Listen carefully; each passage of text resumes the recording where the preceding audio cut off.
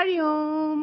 खूब प्यारे प्यारे बुद्धि को खोलने वाले अच्छी अच्छी भगवान जी के वचन दृष्टांत हैं। जिस तरह बिगड़ा हुआ या मुरझाया फूल भगवान पर अर्पण नहीं किया जाता, इसी तरह शरीर यौवन से ताजा और सुगंधित है। जवानी में ताजा और सुगंधित होता है तो ईश्वर शरण में जाएं।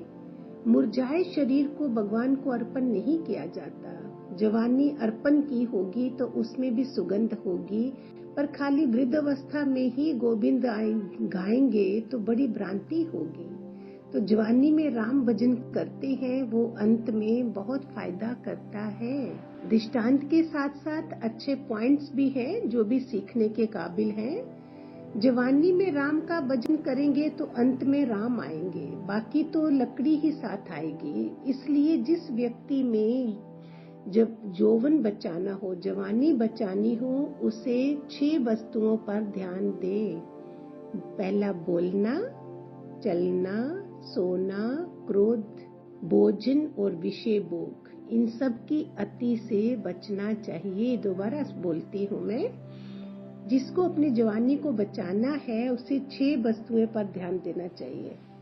चलना, बोलना, सोना, क्रोध से बचना, भोजन कैसा खाना है और विषय भोगों की ओर ध्यान देना चाहिए। इन सब चीजों से अति से बचना चाहिए।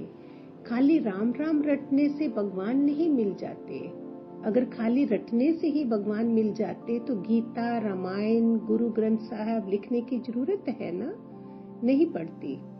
एक भगवान को सिद्ध करने के लिए इतने ग्रंथों की रचना हुई। इसके लिए गुरु जीवन में आता है तो पर्दे हटते हैं, तो भगवान का असली अर्थ समझ आता है। जैसे सूरज का होना ही प्रकाश है, ज्ञानी का होना ही प्रेम है।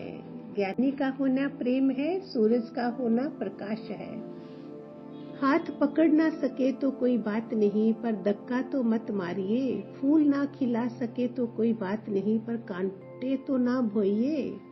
ये छोटे छोटे पॉइंट दृष्टांत की तरह ही पॉइंट्स में से भी बहुत प्यारी प्यारी चीजें भगवान जी की मिल जाती हैं। दूध में पानी मिला देने से भी वह दूध ही रहता है। वह पानी को भी अपना रूप दे देता है और अपनी कीमत पर उसको बेच भी डालता है।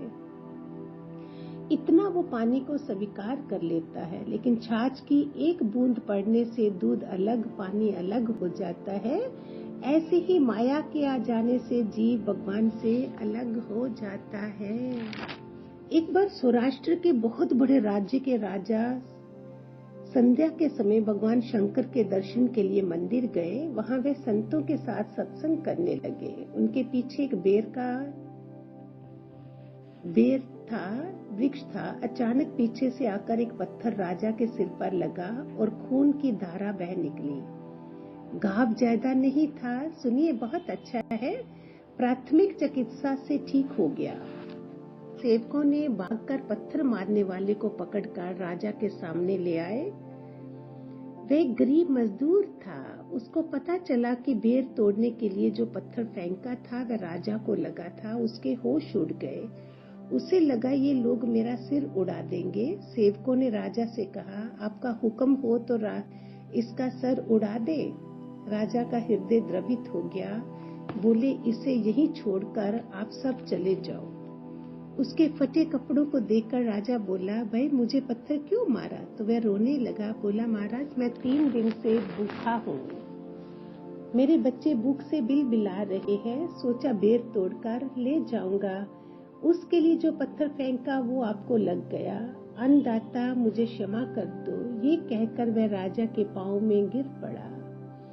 राजा की आंखों में आंसू आ गए। मेरी प्रजा इतनी दुखी है। राजा ने दीवान को बुलाकर कहा, गरीब मजदूर को मजदूरी पर रख लो और अभी इसके बालकों के लिए खाने का प्रबंध करो। दीवान ने कहा, राजा जी ऐसे तो सबको गलत काम करने का मौका मिलता है। राजा बोले, यदि पत्थर बेर के पेड़ पर लगा होता तो उसे बेर मिल जाते। फिर मुझ जैसे राजा को पत्थर लगे और मैं कुछ ना दूं और उसे सजा दूं तो मैं पेड़ से भी छोटा हो जाऊंगा। इस तरह से राजा ने उस गरीब को काम पर लगा दिया